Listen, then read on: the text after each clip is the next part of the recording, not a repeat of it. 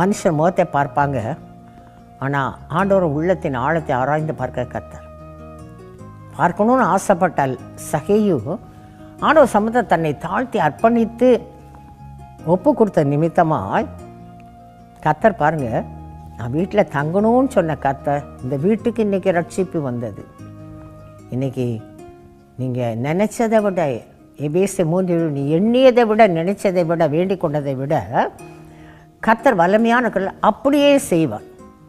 அப்போ முதலாவதாய் கர்த்தருடைய சமூகத்தில் என்ன மன விருப்பமோ, என்ன ஆசையோ, என்ன வாஞ்சியோ அதை கர்த்தருடைய சமூகத்தில் சொல்லுகிற நாம் ஆண்டவருக்கு பிரியமாய் உள்ளத்தின் ஆழத்தை ஆராய்ந்து பார்க்க கர்த்தர் அந்த விருப்பங்களை நிறைவேற்றும்படியாக அர்ப்பணிப்போமானால் ஆண்டவர் அப்படியே செய்வார்.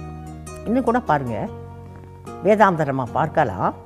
மத்தேயு 8வது அதிகாரத்தை ஒரு சம்பவம் சொல்லப்பட்டிருக்கு.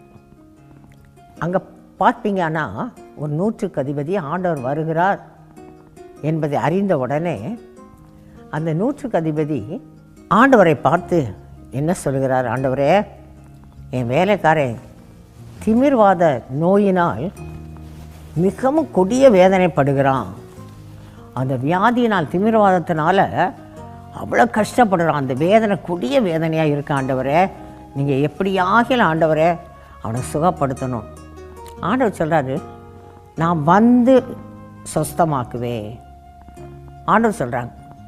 ஆனால் அப்போ பாருங்கள், இந்த 100க்கு அதிபதி சொல்கிறாரு, ஆண்டவரே நீர் என் வீட்டுக்கு வருவதற்கு நான் பாத்திரனே அல்ல, தன்னை தாழ்த்துகிறேன், நீர் ஒரு வார்த்தை சொன்னால் போதும். அந்த உள்ளத்தில் ஆண்டுடைய வார்த்தையில் ஒரு விசுவாசம் இருந்தது.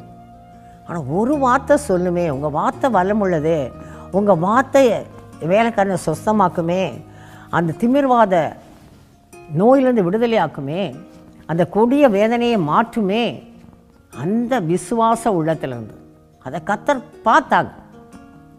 உள்ளத்தில் இருக்கிற விசுவாசத்தை கண்ணோக்கி பார்த்தாங்க. அந்த விசுவாசத்தை கண்ணோக்கி பார்த்து ஆண்டவர் சொல்கிறாங்க, இப்படிப்பட்ட விசுவாசத்தை நான் பார்த்ததில்லை.